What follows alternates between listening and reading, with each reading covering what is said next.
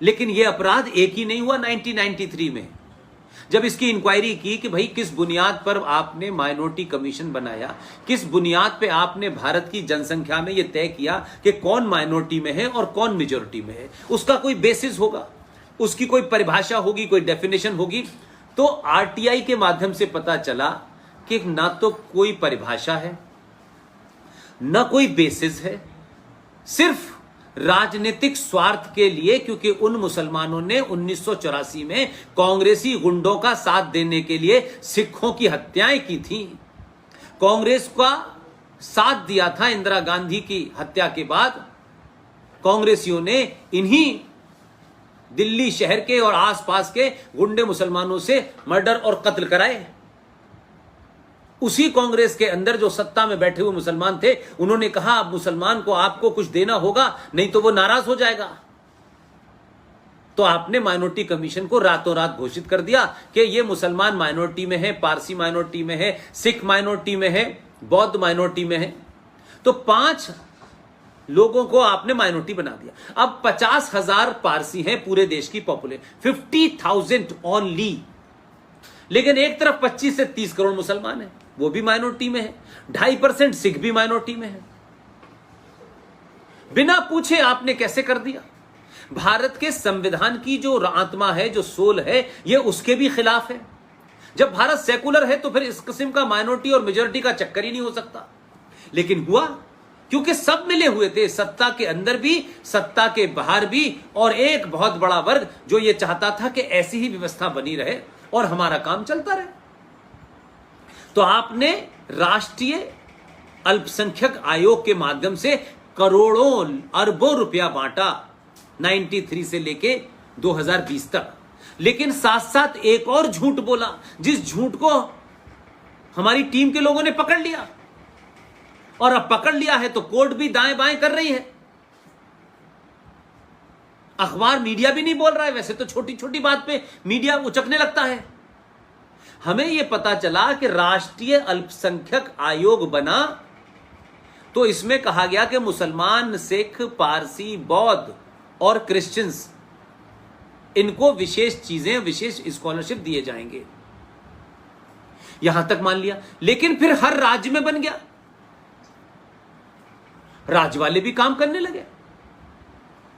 तो हम ये समझ नहीं पाए कि जिस मुसलमान को, जो लक्षद्वीप में रह रहा है, उस मुसलमान को भारत के नेशनल यानी राष्ट्रीय अल्पसंख्यक आयोग से जो पैसा मिलना था, जो फैसिलिटीज मिलनी थी, वो मिल गई है। अब उसे राज्य स्तर पे क्यों चाहिए? तो 2011 का जो सेंसस है, जो मतगणना है, उसने हमें बताया, 2011 की मतगणना के रिकॉर्ड अवेलेबल हैं, कोर्ट में ये कागज जमा है। उसके तहत भारत के 8 राज्यों में हिंदू माइनॉरिटी में है। तो हमने कहा चलिए साहब, अगर हम ये भी मान लेते हैं कि चलिए आपने राज्यों में बनाया है, तो राज्यों में जो माइनॉरिटी में है उसको दीजिए। तो बोले नहीं, कितनी बड़ी साजिश की गई है कि उन 8 राज्यों में, जिसमें लक्षद्वीप नाम की एक मिसाल आपको देता हूं, 8 के मेरे पास नाम है। लक्षद्वीप में 98% मुसलमान रहते हैं, मात्र 2% हिंदू हैं, मात्र 2%। राज्य का अल्पसंख्यक आयोग 98% मुसलमानों को लक्षद्वीप में अल्पसंख्यक मानता है और 2% हिंदुओं को मेजॉरिटी मानता है। वो भी उन्हीं मुसलमानों को स्कॉलरशिप दे रहा है, पैसा दे रहा है, जो ऑलरेडी मुसलमान राष्ट्रीय अल्पसंख्यक आयोग से ले चुका है। अब आप सोचिए, 2% है लक्षद्वीप में, मेघालय में 11% है हिंदू, 88% है क्रिश्चियन, वहां भी हिंदू जो है मेजॉरिटी में बताया जाता है। मणिपुर में भी बताया जाता है, अरुणाचल में 29% हिंदू मेजॉरिटी में है, नागालैंड में 8% हिंदू मेजॉरिटी में बताया जा रहा है, मिजोरम में 2.75% हिंदू को मेजॉरिटी में बताया जा रहा है, जम्मू कश्मीर में 28.44% हिंदू को मेजॉरिटी में बताया जा रहा है, और पंजाब में 38.40 लोगों को मेजॉरिटी में बताया जा रहा है। तो आपके पैसे का दोहन आपके लिए नहीं हो रहा। आपके पिताजी की कमाई, आपके भाई की कमाई, आपकी बहन की कमाई में से जो इनकम टैक्स गया, वो तो सरकार के पास गया, उससे सरकार चलेगी। और उसी पैसे से मुसलमान जो 25 से 30 करोड़ हैं, जो पढ़ लिख करके भी इस देश में हामिद अंसारी जैसे गद्दार पैदा करता है, जो जावेद अख्तर जैसा गद्दार पैदा करता है, जो सलमान खुशी जैसा गद्दार पैदा करता है, ये तमाम सारे लोगों के लिए मेरे मां बाप की गाड़ी कमाई से इनको स्कॉलरशिप और पैसा दिया जा रहा है। अब ये लड़ाई कौन लड़ेगा? हम कोर्ट में लड़ रहे हैं वो अलग बात है, लेकिन कोर्ट से ज्यादा बड़ी लड़ाई ये जो भारत की 100 करोड़ सनातन की पंचायत है, उसको जब तक नहीं बताएंगे, जब घर घर में इस पे चिंता नहीं होगी, घर घर में गुस्सा पैदा नहीं होगा, घर घर में इसका विरोध नहीं होगा, सड़कों पे नहीं होगा, तब तक सरकारें नहीं जागती।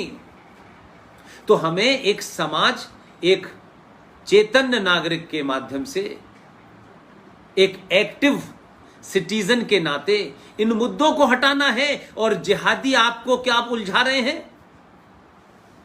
वो भारत के राम मंदिर के खिलाफ आपसे बोलेंगे, भारत की संसद द्वारा पास किए हुए नागरिकता कानून के खिलाफ भड़काएंगे, सड़कें रोक लेंगे, सुप्रीम कोर्ट उनके सामने बौनी हो जाएगी, सत्ता बौनी हो जाएगी। तो वो ये कर रहे हैं, आप ही के पैसे से पल रहे हैं, आप ही के पैसे से खा रहे हैं, आप ही के पैसे से आपकी संसद के खिलाफ खड़े हैं, आप ही के पैसे से दी हुई ट्रेन को, बसों को जला रहे हैं, इस देश की प्रॉपर्टी को जला रहे हैं। ये जली हुई प्रॉपर्टी भी मेरे और आपके पैसे से बननी है। इनके यहां तो 90% लोग नौकरी करते ही नहीं है, तो इनको तो न जीएसटी देना है, न इनको इनकम टैक्स देना है।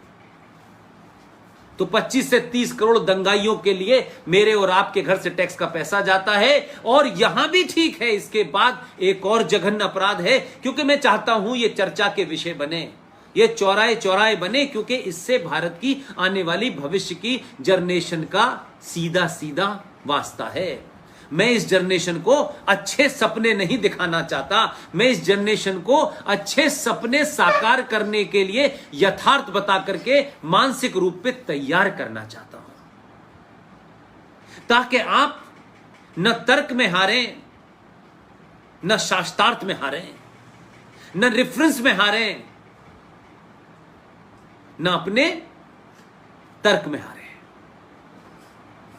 जो चैलेंजेस आपके सामने आने वाले हैं, हम हैं। जब तक हमारे सांस है, जब तक हमारी आवाज है, हम अपनी अपनी क्षमताओं को, अपनी अपनी योग्यताओं के हिसाब से, पूरी ताकत से पूरे देश में हम ये बताएंगे कि ये हुआ है, ये नहीं होना हो सकता, ये 21वीं सदी का भारत है, आप मूर्ख नहीं बना सकते। ऐसे तमाम आग लगा दीजिए जो राष्ट्र को समाप्त करने वाली धाराएं हैं, जो सनातन को समाप्त, यानी सनातन का मतलब कोई धर्म से नहीं है, सनातन का मतलब है सृष्टि, यूनिवर्स। मंदिरों में जाना और नहीं जाना वो इशू नहीं है। सनातन का मतलब होता है इस प्रकृति की पूजा करना, पेड़ों को बचाना, पेड़ों की पूजा करना, नदियों को बचाना, नदी की पूजा करना, सूरज को बचाना, सूरज की पूजा करना, इस धरती को बचाना, क्योंकि ये धरती में सब कुछ हमारे खाने के लिए पैदा होता है। ये आकाश इतना पॉल्यूशन न कर दें कि बारिश ही ना हो, इसको बचाना, इसको पवित्र रखना, इसके प्रति थैंक्स करना। ये जो थैंक्स करना है, इसे कुछ लोग समझते हैं ये पूजा है। आपको कोई गिफ्ट कोई देता है तो आप थैंक्स करते हैं, कोई अच्छी किताब देता है तो आप थैंक्स करते हैं। ये थैंक्स करना ही भारत में लोग पूजा समझते हैं, वो आस्था समझते हैं। इसलिए सनातन को ये कहना कि सनातन हिंदू है, मुसलमान है, ये नहीं है। सनातन शुद्ध रूप से साइंस है। इसलिए इसको बचाना अगर है, इस सृष्टि को बचाना है, इस ह्यूमैनिटी को बताना है, इस मानवता को बचाना है, इस रेस को बचाना है, तो आपको सच बोलना ही पड़ेगा। और जो कुछ भी हमारे संविधान में उसको उठा करके आग लगा देनी पड़ेगी। वो संविधान नहीं हो सकता। वो घर में बना कोई कानून ऐसा नहीं हो सकता। वो कोई नियम पिताजी बनाए, माताजी बनाए, जिस नियम से घर टूट जाए, जिस घर से घर के अंदर रहने वाले लोग घर के खिलाफ बागी हो जाएं, वो नियम किसी कीमत पे लागू नहीं हो सकता।